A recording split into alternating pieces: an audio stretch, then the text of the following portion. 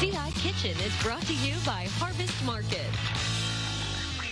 All right, with school back in session, schedule seeming to just get busier and busier. The last thing you want to think about when you get home after a long day, what's for supper? Yes, it's a hard question. Joining us with an easy back-to-school recipe is our guest chef, Colleen Hatton. Colleen, we're so glad to have you here. But first, we got to start off with if you're a believer in the 5-second rule. Oh, yes. To be fair, yes, I am. Okay. I mean, I do think, I think that there are locations, yes, I wouldn't eat out of an airport or something like that. And just so you know, because I'm going to tag back to that conversation, Michelin stars Yes, are... what is that? That is, basically, it is the fanciest, best restaurants in the world. Michelin I'd probably Guide eat off comes that from floor. France, and they rank 1 to 3 stars yearly. Wow. And you have to continue to... It's not like you get a star and you keep it forever. Okay. So, Prove yourself. I mean, I would eat off of I probably would totally do the 5 seconds off of a Michelin star restaurant. Good to know. None of the food items we've had here have touched the No, floor, I promise. just FYI. So what are we making? Because I think it's got some different layers involved. It does. So we are making a chicken tamale casserole. Super easy. I love this recipe because it's a lot of dump and stir, and we're even using rotisserie chicken. Oh, simple. I mean, Easy peasy. yeah, you were just talking about with all the things that are going on with everybody being back to school. This recipe will come together in like 30 minutes. Okay. Love it. So let's get started. So the first thing that we're going to do is we're going to take a box of corn. I'm not kidding when I say simple. A box of corn muffin mix. Okay. And we're going to add a can of creamed corn.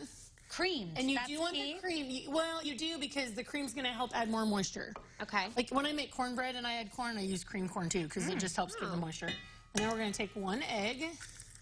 In it goes. And a tiny 4-ounce can of diced green chilies. If you don't like spicy, you can absolutely omit those. It won't hurt a thing. Okay. And then we're going to add 1/3 of a cup of milk. And for a little extra flavor, I just did 1 bowl of cheese. We're going to steal like approximately 1/4 cup. Yeah, no. Yeah. It doesn't really matter. No. You can't have too much cheese. There's no such thing. I totally agree. 100% agree. I think the green chilies would be a good addition to this, I too. love the green chilies in here. Give it a little extra kick, and it kind of balances out some of the other stuff we're going to add in. So you're just going to mix this together until you basically get what looks like cornbread. Yes. You're going to pour it in your 9x13 casserole pan. So I've ordered like tamales from a restaurant. Is this like a similar texture to that? Well, not exactly. It's going to be a little similar, Okay. but this is more like a cornbread casserole on the bottom. Yum. Make it a little faster and easier. And you're going to bake this for about 18 to 20 minutes in your oven. Of course. By the magic of television. Voila. TV magic. We've already got one ready. And then what we're going to do here is we're going to take 2 cups of rotisserie chicken, and we're going to add enchilada sauce. And this is one of those things, like, buy it in the can. Yeah. Yeah. You know, I mean, it's really easy to make. Again with the dump and go. Love Yes. it. So good. And then if you guys will help me out, we're going Sure. to add some cumin, granulated onion, and granulated garlic. Okay. Thanks. And we're just going to mix this all in. I don't think that, like, you can't do too much flavor. Oh, No yeah, way. absolutely. No. And we're going to add all this.